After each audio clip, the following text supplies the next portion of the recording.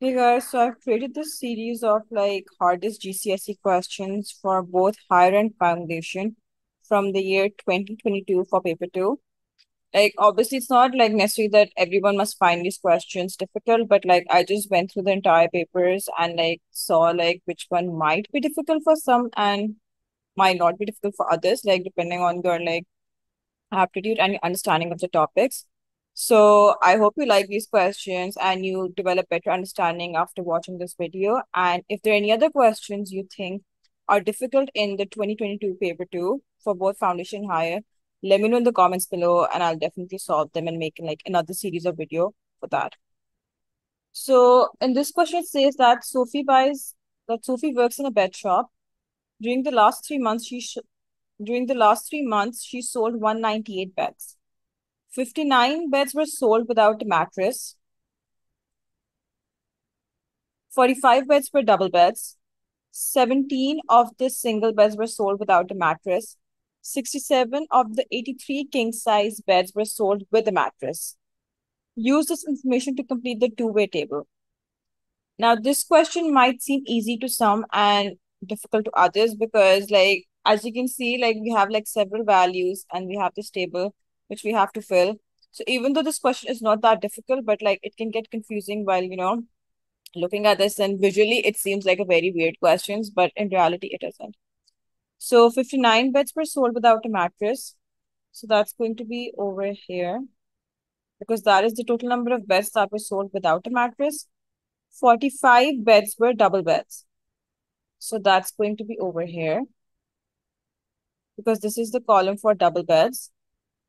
Then 17 of the single beds were sold without a mattress. So single bed and without a mattress. So that's going to come over here. 67 of the 83 king size beds were sold with a mattress. So king size beds is over here. So total are 83. And 67 were sold with the mattress. So that's going to come over here. So now let's try to find the missing information from the given information. So we know that 83 beds are king size and 67 were sold with a mattress. So without a mattress,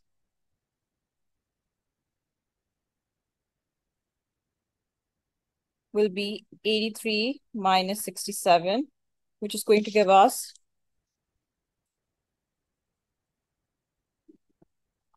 16.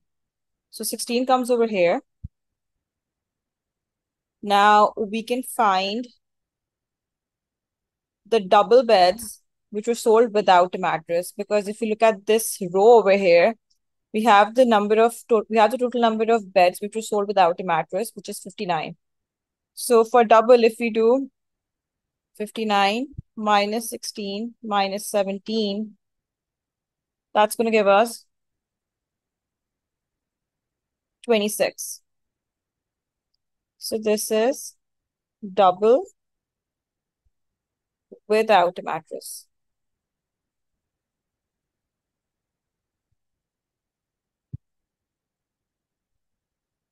Now, if we look at the column for double beds, we can see that we have the total and we have the number without a mattress. So for with a mattress, we will do double with a mattress. That's going to be the difference of 45 and 26. That's 19. Now, what else can we find? We know that a total of 198 beds were sold. So that's going to be over here. Because your column and row values for the total have to equal to 198. So you can easily find the total number of single beds and the total number of beds with a mattress by subtracting these values from 198. So for single beds, that's going to be 198 minus 45 minus 83. And that's going to give us 70. So 70 beds over here. And easily for single beds with a mattress, we do 70 minus 17. And that's 53. Lastly, for total beds with mattress, We can do either we can add these up, the 53 plus 19 plus 67, which gives us 139. And even if we subtract 59 from 198, that's also 139. So this shows that our values are correct. And even if you like subtract one from different row column, you would get the same values. So this is your answer for question 13. Now, question 18 says this sign was in a doctor's waiting room. 115 appointments were missed last month. These missed appointments were a total of 25.3 hours. Work out the mean length of time for each missed appointment, giving your answer in minutes. So total of 115 appointments were missed, and they were in time, they were equal to 25.3 hours.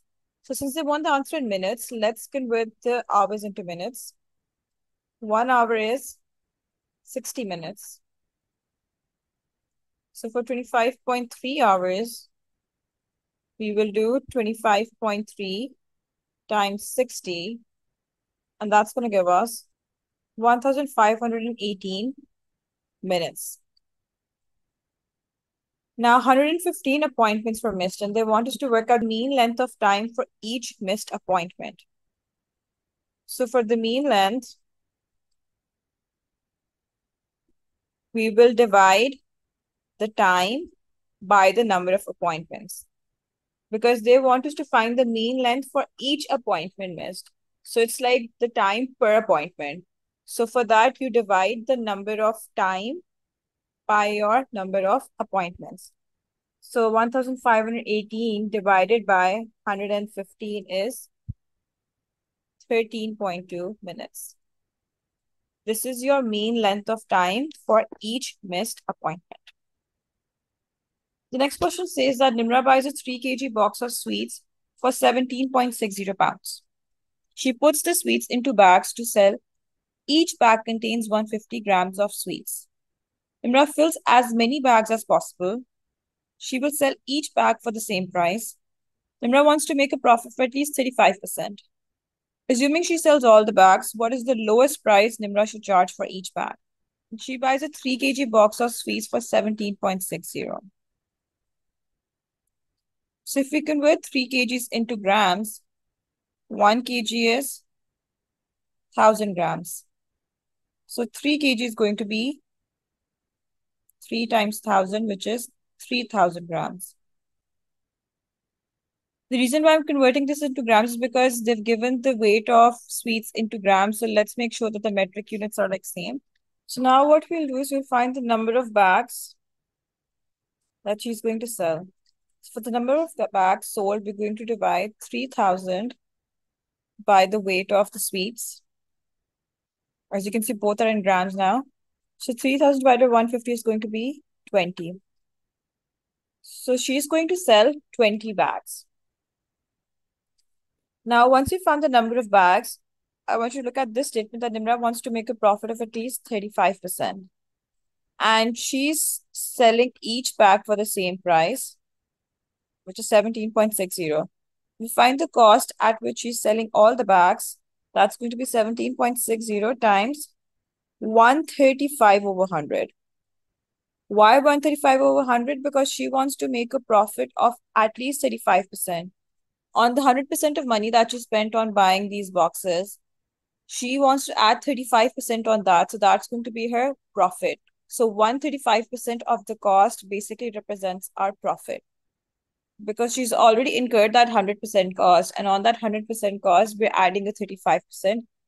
Then that 135% of the cost gives us the profit that she's making, the amount of profit that she's making, basically. So 17.6 times 135 over 100 is going to give us 23.76 pounds. 23.76 pounds, this is our profit. So now, what is the lowest price Nimra should charge for each bag? So for that, we're going to divide our profit by the number of bags. So the lowest price charged We divide the profit by the number of bags. And when we do that, that gives us 1.188, which can be rounded to 1.19. This is the lowest price Nimra can charge for each bag and make at least 35% of profit. The next question says, the points L, M, and N are such that LMN is a straight line. The coordinates of L are -3, 1. The coordinates of M are 4, 9. Given that LM is to M, N is 2 is to 3, find the coordinates of N. So as you can see in the question, they've said that L, M, and N is straight line. So let's draw the straight line over here. We have L over here, M over here, and N over here. Now, if you look at the ratio, it says LM is to MN is 2 is to 3, which means 2 parts of LM and 3 parts of MN. Okay. So coordinates of L are -3 and 1. Coordinates of M are 4 and 9. And coordinates of N are unknown. That's what we have to find. So if we look at the x-coordinates for L and x-coordinate of M, we know the horizontal distance gives us the difference between the x-coordinates and vertical distance gives us the difference between the y-coordinates. So this is going to be 4 minus -3, which is 7. And this is going to be 9 minus 1, which is 8. So let me write this over here.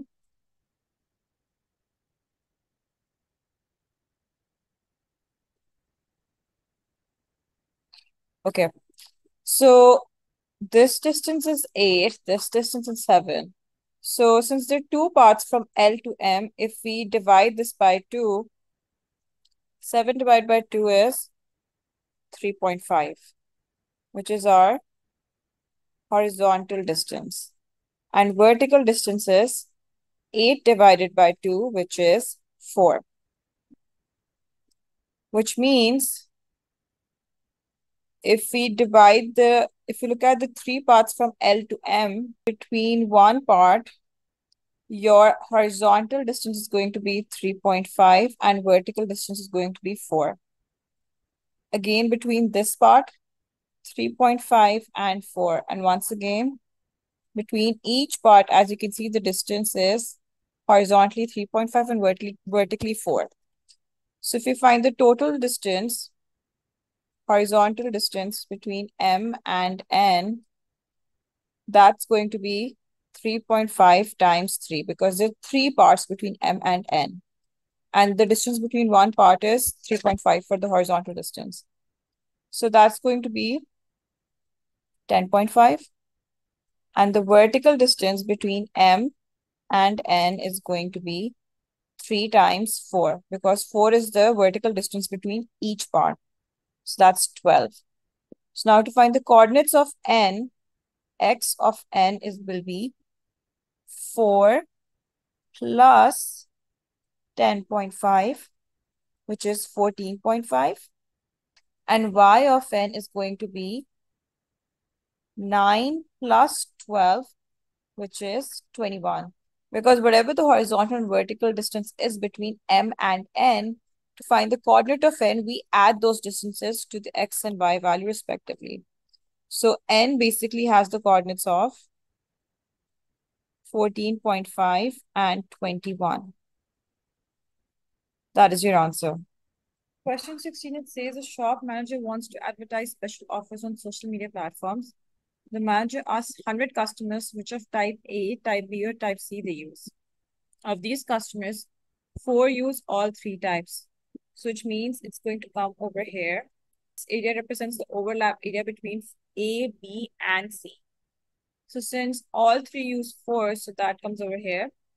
Then 16 do not use any type of A, B, or C. So 16 comes outside the set for A, B, and C. 8 use both type A and type B, but not type C. So 8 is the intersection between A and B. 14 use type B and type C. So 14 using type B and type C is basically all of this. So since 4 is already written, so this will be 10. Then it says 62 in total use type A. And all 20 use type C also use at least one type of A and type B. So all who use type C use one type of A and B, which means only alone no one uses type C. So 0 over here. And since 20 use type C, who also use type A and type B, so 4 and 10 are already over here. So if we do 14 minus 20, that's 6. So that's going to come over here because these are the people who use type A and type C.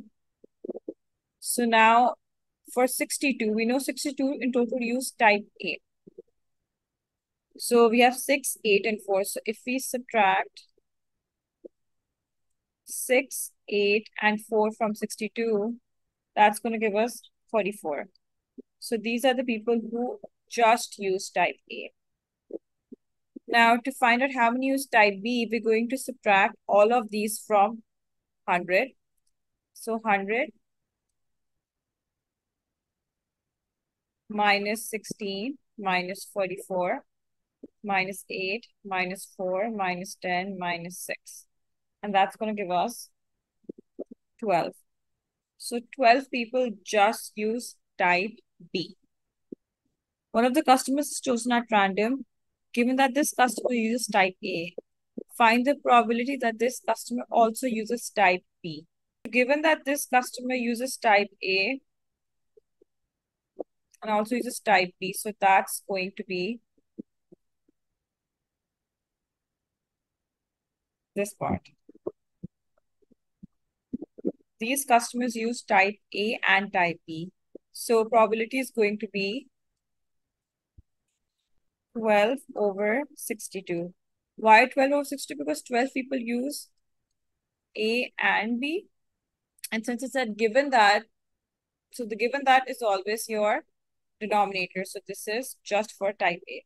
So out of the 62 people who use type A, 12 people use both type A and type B. In question 17, it says a solid cone is joined to a solid hemisphere to make the solid T, which is shown below. The diameter of the base of the cone is 7 centimeters. The diameter for the hemisphere is also 7 centimeters. The total volume of the solid T is 120 pi centimeter cube. The total height of solid T is y centimeters. We have to calculate the value of y, giving our answer correct to 3 significant figures. So, volume of a cone, they've given the formula, which is 1 over 3 pi r square h. And they've given us the volume for the sphere, which is 4 over 3 pi r cube. So let's begin finding the radius for the cone and the hemisphere. Since the diameter is given as 7, radius would be half of 7, which is 3.5 centimeters. This radius is going to be the same for both the cone and hemisphere because both have the same diameter as well. Now, we know that the volume of a cone is 1 over 3 pi r square h. So that's going to be 1 over 3 pi times 3.5 square. And now for the height, we don't know what that is, but we know one thing, that this distance is also going to be 3.5. Why? Because this is also the radius. And since the radius is 3.5 over here, so it's going to be 3.5 over here as well. So height for the cone is going to be y minus 3.5. This distance over here is y minus 3.5. Once again, because the radius of the hemisphere is 3.5, so if we subtract 3.5 from the value y, that gives us the height of the cone. So to simplify this further, this is going to equal to 4.08 pi times y minus 3 point y minus 3.5. Now, if you find the volume of the hemisphere, that's going to be 2 over 3 pi r cubed. The reason why it's 2 over 3 because for the sphere, it's 4 over 3. So half of that is going to be 2 over 3 pi r cubed. So that's 2 over 3 pi times 3.5 cubed. That's going to equal to 28.58 pi. Now the question said that the total volume of T is 120 pi. So if we use that information now, just going to erase this part over here.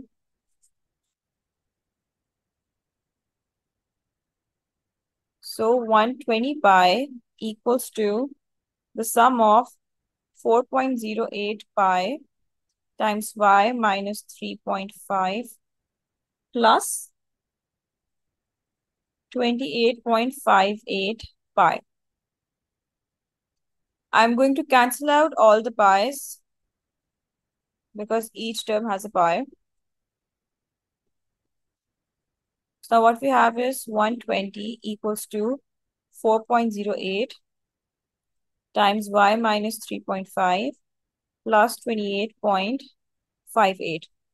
Bring the 28.58 to the other side. So 120 minus 28.58 equals to 4.08 times y minus 3.5. That's going to give us 91.42.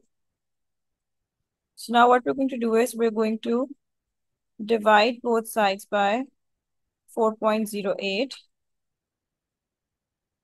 And that is going to give us 22.41 equals to y minus 3.5. So 22.41 plus 3.5 equals to y. 25.91. So to three significant figures, it's going to be 25.9 centimeters. That is your value of y. Part B says the diameter of the base of the cone and the diameter of the hemisphere are both increased by the same amount. Assuming the total volume of T does not change, explain the effect this would have on your answer to part A. If our volume is not changing, let's say it's 120 pi, the same value, and over here we're increasing the diameter. If the diameter is increased, the radius will also increase. So if, let's say,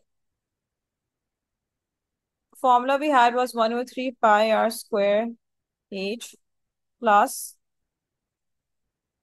2 over 3 pi r cube.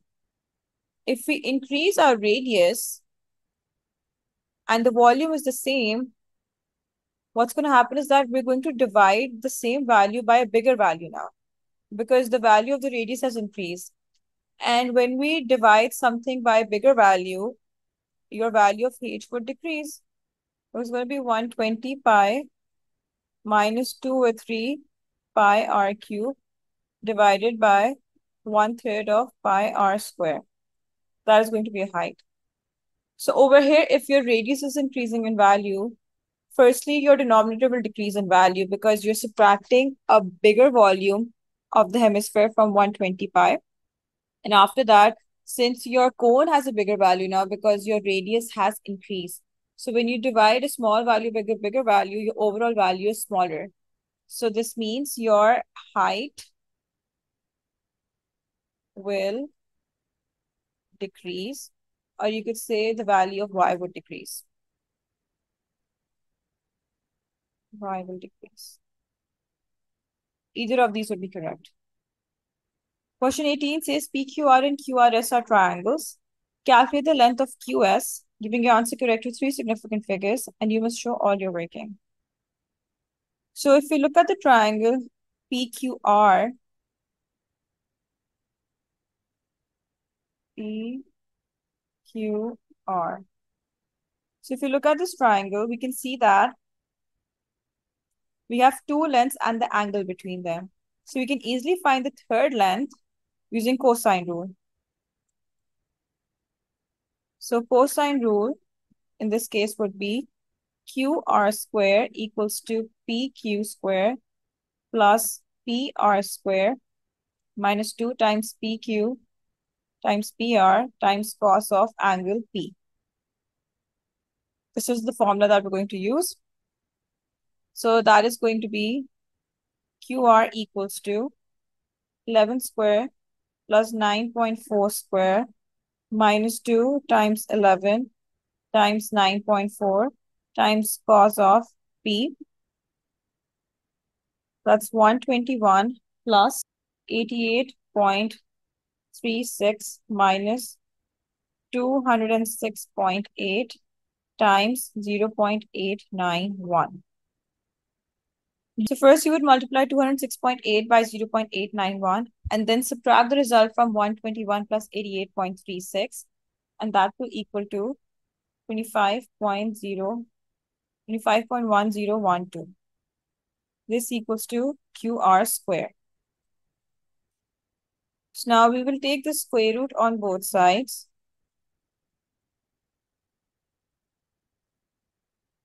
And that will give us 5.01 centimeters. This is QR.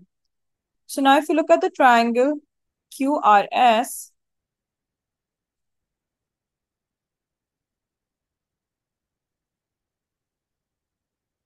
we can see that we have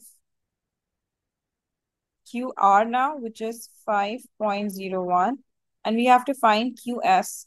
So we have one complete set of angle and length, and for the other set, we have the angle and we have to find the length, which means we can use the sine rule. So it's going to be QS over sine of 88 equals to 5.01, which is QR, divided by sine of 41. So QS would be 5.01 times sine of 88 divided by sine of 91. And that's going to give us 7.63 centimeters. That is your value of QS, correct to 3 significant figures. Question 20 says A, B, C, and D are points on the circumference of a circle, center O. ADE and BCE are straight lines. Work out the size of the angle CDE. So this is the angle that we have to find. So first, I'm going to begin with finding angle A. Why? Because if you remember one of the circle theorems, your angle at the center is double of the angle at the circumference. So angle BAD is going to be 132 divided by 2, which is 66. So angle at the circumference is half of the angle at the center. So now that we have the value of this, which is 66, if you look at ABDC, that's a cyclic quadrilateral. A cyclic quadrilateral is a quadrilateral which has 4 sides and all of the vertices touch the circumference.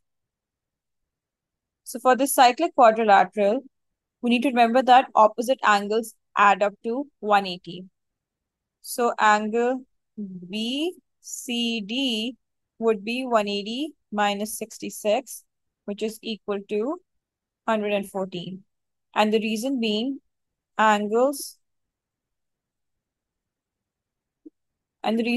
opposite angles in a cyclic quadrilateral add up to 180 degrees. Okay, so now that we have this angle, which is 114, we can easily find this angle over here. So angle DCE would be 180 minus 114, which is 66. And the reason being, angles on a straight line add up to 180. They're basically supplementary. So now we have this angle, we have this angle, and we have to find angle D. So easy. We subtract 66 and 16 from 180 because CDE is basically making a triangle. CDE is a triangle over here. And sum of angles in a triangle equals to 180. So when you subtract 66 and 16 from 180, that gives us 98. And that is your final answer. Angles in a triangle add up to 180. Question 21 says the graph y equals to f of x is shown on the grid below. On the grid above, sketch the graph of y equals to f of negative x. So whenever the negative sign is directly attached to x, you will reflect the function in the y-axis. So when you reflect the function in the y-axis, what's going to happen is that your x value changes. If it's originally positive, after the reflection it becomes negative and vice versa. So over here, it's originally negative over here. So this over here will basically come over here now. This will be this. So if we draw the graph, this value would be here. This and wait.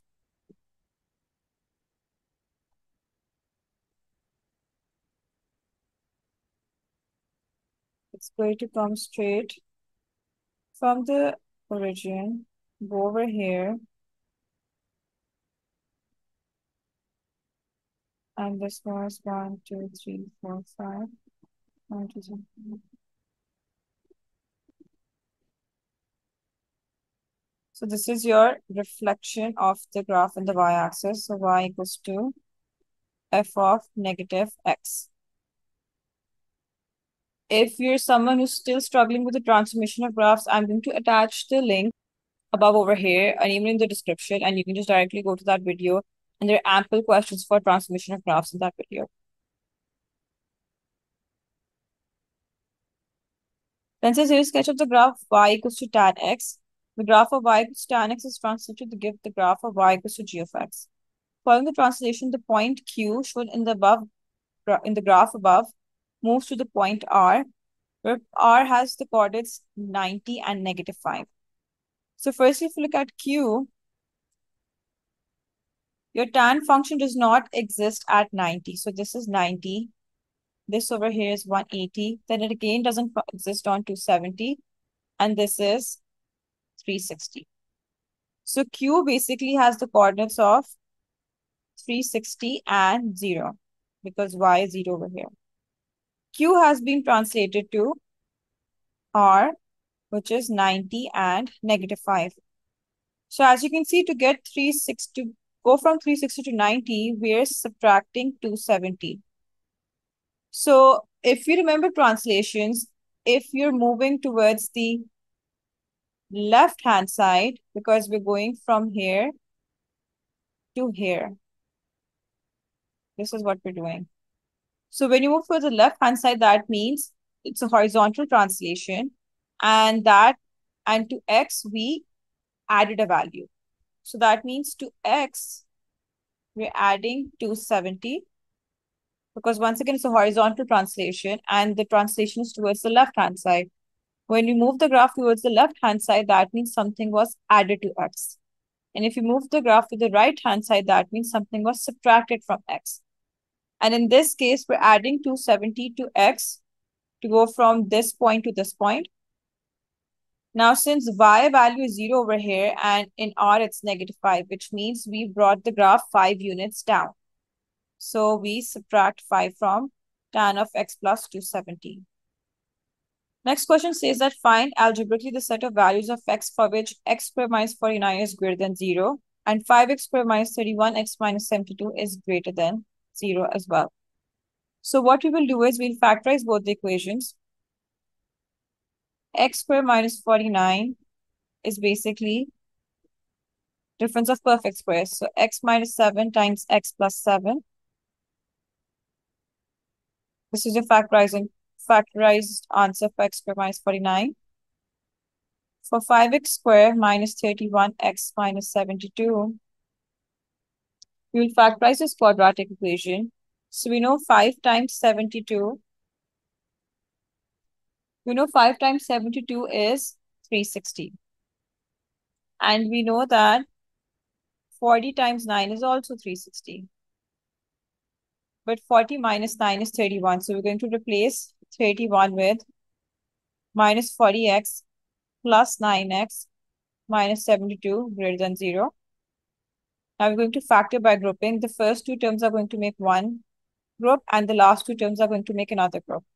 Between 5x squared and 40x, we have 5x common. So x minus 8 in the bracket. And between 9x and minus 72, we have 9 common. So x minus 8 again in the bracket. We take x minus 8 common. And 5x plus 9 comes in the other bracket. So now, as you can see, we have the sets of values for the factorized quadratic equations. So what I'm going to do is, first I'm going to draw a rough graphical representation. So -7 over here and 7 over here. Remember, when your inequality is greater than 0, that means you're looking at the values above the x-axis. So above the x-axis, x is at x equals to -7, the values are decreasing. And at x equals 7, the values of x are increasing. For the other one, -9/5 over here and 8 over here. Again, it's greater than 0, so we look at the values of x above the x-axis. So we look at the graph above the x-axis. So at x equals to -5, the values of x are decreasing again. At x equals to 8, the values of x are increasing. Now, if we represent this information on a number line,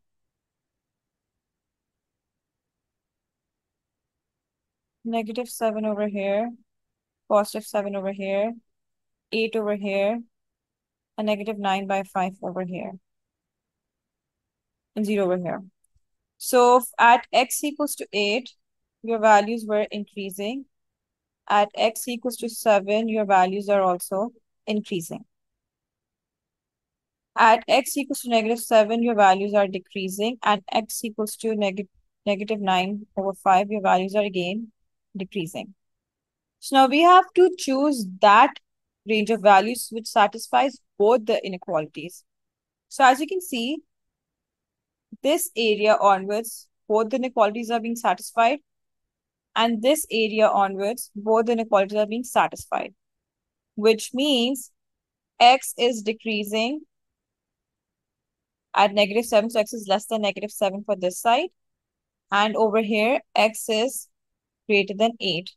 Because we can't choose x greater than 7 because this space over here, that's not being satisfied by both the inequalities. And same case over here, this space is not being satisfied for both the inequalities. So we choose that value where both the inequalities are being satisfied. So x is less than 7 and x is greater than 8.